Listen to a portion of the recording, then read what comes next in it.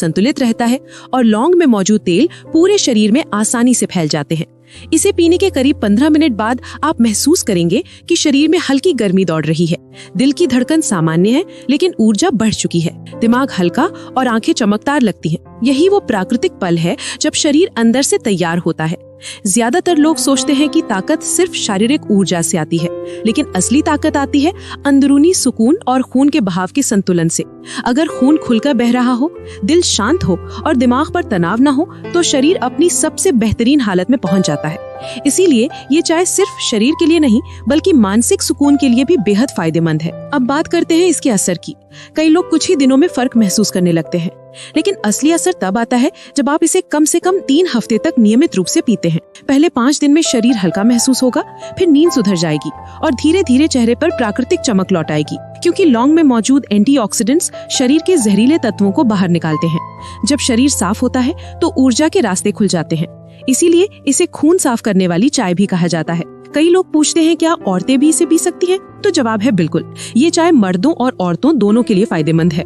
औरतों में ये हार्मोन्स को संतुलित करती है, त्वचा की समस्याओं को घटाती है और खास तौर पर उन महिलाओं के लिए वरदान है जो अक्सर थकान, चिड़चिड़ापन या नींद की कमी महसूस करती हैं।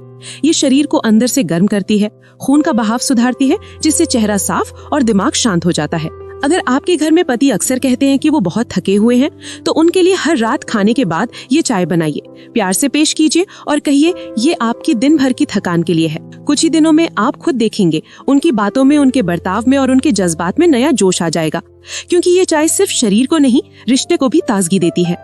लेकिन ध्यान रखिए, ज्यादा लौंग इस्तेमाल ना करें। 1 या 2 लौंग काफी है। ज्यादा डालने से चाय कड़वी हो जाती है और कुछ लोगों को जलन या एसिडिटी हो सकती है। अगर आपका पेट संवेदनशील है तो शुरुआत में आधी लौंग से शुरू करें, फिर धीरे धीरे मात्रा बढ़ाएं। आप चाहें तो लौंग को हल्का सा कुचल कर डाल सकते हैं, इससे इसका तेल और खुशबू दोनों भर जाते हैं। लौंग के साथ अगर आप चाहें तो थोड़ा सा दालचीनी भी डाल सकते हैं। दालचीनी भी खून के बहाव को बढ़ाती है और लौंग के असर को संतुलित करती है। ये दोनों मिलकर शरीर में गर्मी और ताजगी का सुंदर मेल बनाती हैं। वो एहसास जो जवानी के दिनों की ताकत याद दिला देता है। ऐसा लगता है जैसे शरीर ने थकान का बोझ उतार दिया हो और दिल ने एक नई सांस ली हो। एक बात और, चाय पीने के तुरंत बाद ठंडा पानी ना पीने, क्योंकि लौंग का असर शरीर में कुछ घंटों तक रहता है और ठंडा पानी उस असर को घटा देता है। इसीलिए चाय के बाद कम से कम आधे घंटे तक कुछ ठंडा ना लें।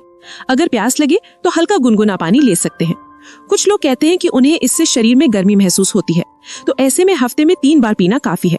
हर चीज में संतुलन ही असली समझदारी है। अब बात करते हैं उन लोगों की जिन्हें इसे सावधानी से पीना चाहिए। अगर किसी को पेट में अल्सर या एसिडिटी है तो लौंग की मात्रा बहुत कम रखें और बेहतर है कि डॉक्टर से सलाह लें। जो लोग खून पतला करने वाली दवाएं लेते हैं उन्हें भी थोड़ा ध्यान रखना चाहिए, क्योंकि लौंग खुद एक प्राकृतिक ब्लड थिनर है। बाकी सभी सामान्य और स्वस्थ लोगों के लिए ये चाय बिल्कुल सुरक्षित और फायदेमंद है। सबसे दिलचस्प बात यह है कि इसका असर सिर्फ शरीर तक सीमित